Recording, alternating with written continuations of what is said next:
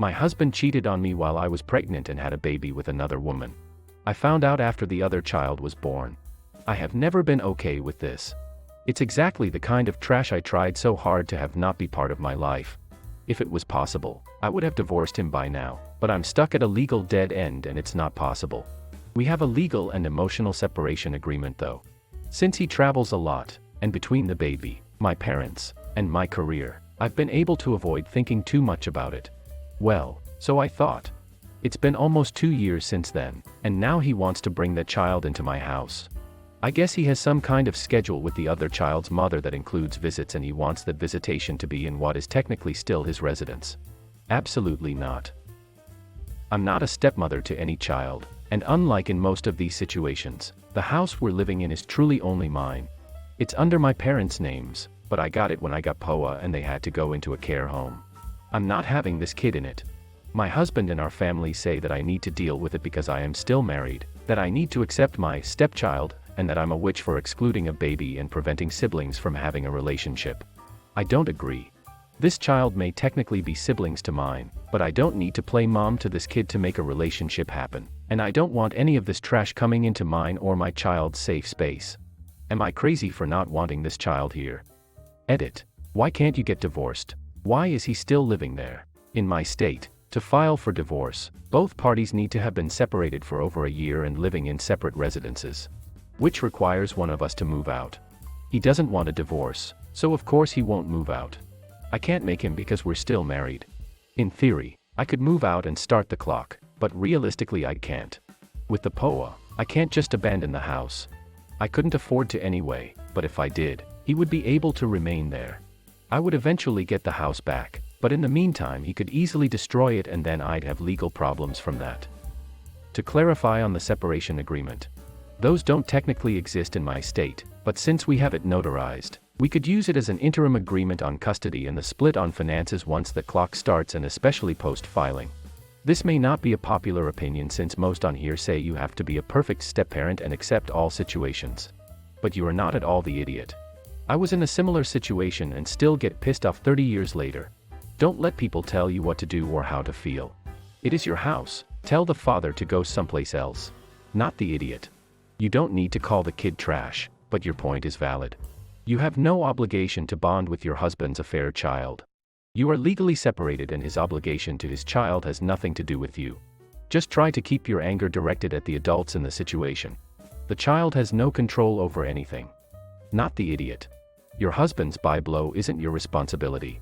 Also, I'm curious about what state you're living in where you can't evict your husband from a house wherein you have the legal authority to use or dispose of it, yet you also can't file for separation unless your husband leaves. You might not be able to afford an attorney, but you can contact legal aid in your state to get some more particulars because something doesn't sound right here. My husband's father passed away recently. He grew up on a large farm in Kansas and him and his mother inherited the farm.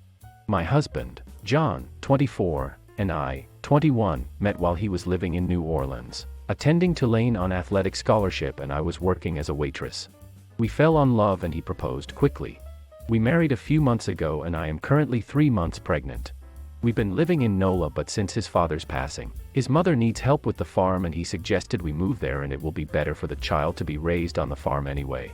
I didn't really want to do that, but I agreed as I knew how much it meant to him. When we got there, I was surprised how big and isolated the farm was. My husband and I share one car and his mother has another. I asked to take the car the other day to go to town to look for jobs, but he sat me down and told me it wouldn't be very practical for me to have a job ATM because we only have 2 cars for 3 people and they can't spare one for me to take for 8 hours a day, and they can't drive me to and from work when there's so much to be done on the farm. I wasn't very happy about that, but it made sense. So I looked for some jobs online, and when we were eating dinner, I started the subject again, saying that I think I will look for some work from home jobs, but I will need stable internet connection, and asked if there's any way we can change providers, as it's a bit slow.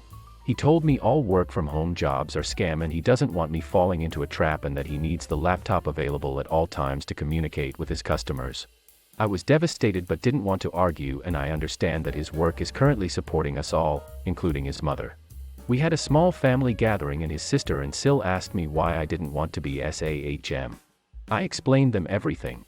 And they told me I should think of my family first, that all kids in this family are raised by SAHMS and I should just go with it and everyone will be happier. I said that I would get bored and I need a job to help supporting us, but they kept telling me that I should listen to my husband. When everyone left, John came to our bedroom and we had our first massive argument. He told me I embarrassed him in front of his family. He told me he can't believe how heartless I am being and that I clearly don't care enough for our baby to stay home and raise him. He called me an idiot and told me it's best if I slept in the guest room for a few nights. He hasn't spoken to me since, and his mother told me I hurt him and all of them by refusing to carry on the family tradition of being ASAHM and that I am bringing shame to him, showing that he can't support his family. And I am torn. I thought I knew what I wanted, but everyone is telling me otherwise and my head is a mess. Am I really an idiot for wanting to find a job? Is it really that wrong of me? I thought I was right, but now I am doubting myself. Not the idiot. You need to get out of Dodge. He is cutting off your access to the outside world, no car, no job, crappy internet access and hogging the laptop, preventing you from having financial independence, no job, not even a work from home one, manipulating you by shaming you, he and his family ganging up on you. He is not even letting you have independence of thoughts, as your views on being ASAHM apparently don't matter. He's ensuring that you have no independence of any kind. And you know what will happen when his mother gets older. They'll shame you into being her carer. This relationship needs a big rethink. Because he and his family have pretty much ambushed and baby trapped you. And if you don't have a serious think and a hard conversation, then you are going to be completely stuck once your baby arrives. If this is the life he wants, which the fact he has moved you to an isolated farm and is using every trick in the book to keep you there heavily implies it is, then you may just have to accept that he isn't the one for you. Now, that would have been better learned before you got pregnant, but you didn't know each other that long and it's probable he hid it from you on purpose. But if you are going to leave, you need to do so before you have the baby. Not the idiot. You married your husband, not his family traditions. Traveling your own path isn't disrespecting anyone. If you can find a job that works around his schedule, or with slight overlap, the car issue wouldn't even be an issue.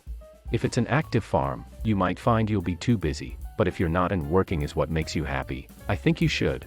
And it certainly doesn't mean that you don't love your son. That insinuation has me raging, honestly. I 39 married my wife 36 4 months ago. I have a son named Elijah, age 16. He and my wife have this tension between that started right after she moved in with us. He complains about how she enters his room all the time and invading his privacy and touching his stuff, but my wife says she's just cleaning it for him. He also complains from being forced to eat what she cooks, but my wife says she's just trying to get him to step away from unhealthy fast food and snacks and get used to healthy homemade meals. The fighting became constant even before the wedding. Then at the wedding he complained about being excluded from pictures and food he wanted to have, but my wife said she had nothing to do with it and that Elijah was looking for something to hold over her head. Now since we're in summer break and he has plenty of free time, I'd signed him up for a 2-week camping trip and paid for everything. He was supposed to go next week, but a couple of days ago something happened. It was my wife's birthday. As a gift I drew a painting for her and gave it to her during dinner. Elijah started laughing for no reason, which made my wife annoyed. She told him he wasn't allowed to watch a movie later that night and sent him to his room. He wasn't happy. He threw a temper tantrum and said he didn't do anything to deserve a punishment. Then in the morning my wife woke me up yelling, saying the painting I gave her was destroyed with car oil. She kept saying Elijah did it. I had him come out of his room and he admitted that he ruined it to get back at her for punishing him the night before. I lost my temper with him, then punished him by canceling his trip and taking the money back. He threw another tantrum saying he had to do it after she punished him for no reason, and that it wasn't fair since I'd promised, but I said it was final. He started crying and called his aunt as a way to pressure me into backing out of my decision, but I refused. You are the idiot. Your son has been telling you for years that your wife is overstepping, being intrusive, violating his privacy, and making him feel excluded from the family, and you did not do one damned thing to help him. Instead you took the side of the person who is treating him like crap every single time. You are an absolutely garbage father, and your son is going to dump you out of his life the minute he turns 18. You are the idiot. Your son is still a child and your wife is competing with him. First, she has no business parenting him. That's your job, not hers. Second, if he doesn't want her in his private space, that is right. She has no right to invade it for cleaning or whatever else. Third, are you seriously trying to convince us the bride had no say in wedding pictures? Fourth, You are a very bad parent for allowing all of this to happen without any reaction. Fifth, you guys need family therapy, and whenever your son accepts your wife or not, that is his business. If he doesn't want your wife going into his room and touching his things, why do you let her? Why didn't you make sure that your son was included in some pictures? Why didn't you intervene when he wasn't allowed to eat some of the food at the wedding? Why are you letting her parent your son when you know there's so much tension between them? Of course he shouldn't have ruined the painting. Of course he's an idiot. But he's also a kid. You and your wife are, supposedly, adults.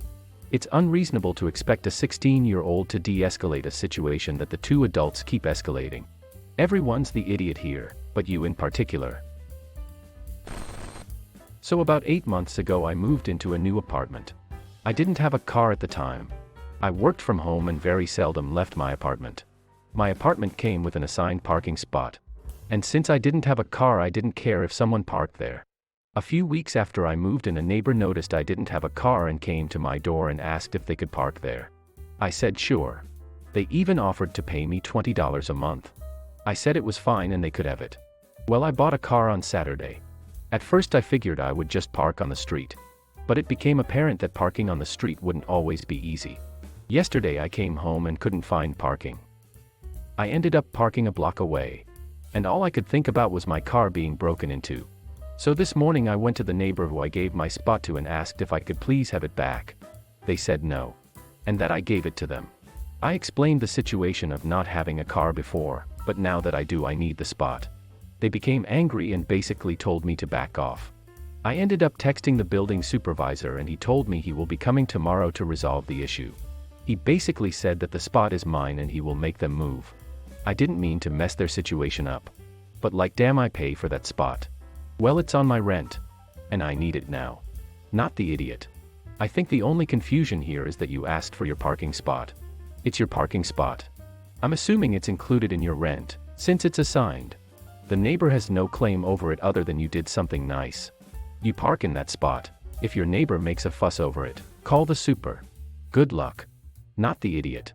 You didn't need to ask. You just needed to inform the neighbor that, just a heads up that I'll be using my assigned parking spot again as of date, with no further explanation required.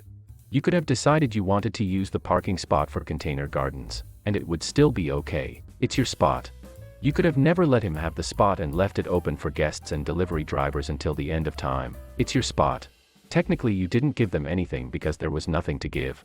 The spot is attached to your apartment and I doubt that would change just because you wanted. So, what I see is, you allowed them to park there for indefinite time, but that time is over. You need your park back, so they need to bear with it. And because he told you to F off, I would never, ever allow them to park there again in case you stop having a car again. No need for heavy conscience here. My sister Allie is currently 7 months pregnant with a little girl she's planning to name Violet. Allie moved in after she discovered she was about 2 months pregnant. She and her boyfriend agreed beforehand that they didn't want to settle down and wanted to stay childless. Her boyfriend had a surgery and they used other protection, but Allie got pregnant anyway. Allie said that getting pregnant changed her mind about not settling and she wanted her and her boyfriend to get married so they could raise the baby together. Her boyfriend said he would pay child support and other things, but because of some stuff that happened in his childhood, he knew he wouldn't be a good enough father for Violet. They are still in somewhat contact but have broken up. Several family members offered to let Allie move in as well, but she chose to move in with me. Since she's moved in, Allie has been a nightmare. She is nice to others but vicious towards me. Just recently, I didn't buy the right brand of sliced raisin bread. Allie wanted a different brand than usual but neglected to tell me that, and she went off on a tirade about how I was a failure in life and it wasn't surprising my ex cheated on me. Allie never apologizes for her tirades and thinks I should just get over them because the hormones are giving me mood swings. Allie does not work at the moment, and also does no help around the house. She is capable of moving, she goes to friends' houses, but will not pick up after herself because she claims those specific chores cause her immense pregnancy pain. Allie expects me to be her servant because she's pregnant. She once made me drive almost 3 hours to bring her food from this specific Italian restaurant because Violet was craving lasagna. It's for her. Anytime I put my foot down or am not 100% cordial with her, as in being tired instead of super enthusiastic, Allie will call my mother, and she and my other female family members will shame me because they say it's idiotish for me to always expect Allie to be perfect when she's in pregnancy pain, and I will never know the demand of pregnancy on your body. I explain my side, but they argue the same things along with how I should just help Allie because stress is bad for the baby. The tirades and demands for special food and items because Violet wants them have become daily occurrences. So I told Allie last week that we needed to talk. I explained to Allie that I love her but I just can't deal with her right now. I said I would help her move out, and helped pack and bring her things to my mother's. Now my family members are calling me an idiot saying I kicked out my own sister when she's pregnant. How Allie always looked out for you, Allie's 4 years my senior, and this should have been my turn to take care of her. How Violet's father isn't going to be in her life and now she has an uncle who threw her out. I just can't handle Allie because of how physically and mentally exhausting I am. So am I the idiot? Not the idiot. Why do people who move into other people's homes act so ungrateful and horrible? I don't get it. You aren't responsible for taking care of Allie and her baby. Are you expected to let them live there indefinitely? You are supposed to support her as ASAHM. No way. Tell her it's time to go. Start moving her stuff to your mom's if she refuses. Did you help her make the baby? No, and you have absolutely no obligation to care for her. She's your sister and using her pregnant status. Besides, you took her to your parents, and didn't leave her stranded on the street. Let them deal with her unreasonable demands for a while. It's their job anyway since they're her parents. You're not the idiot here at all. You are not her baby daddy and her pregnancy cravings are not your responsibility. She's an adult, and she chose to bite the hand that was trying to support her. Pregnancy doesn't make someone a vicious idiot, and you don't have to put up with her. Her pregnancy is her responsibility, not yours.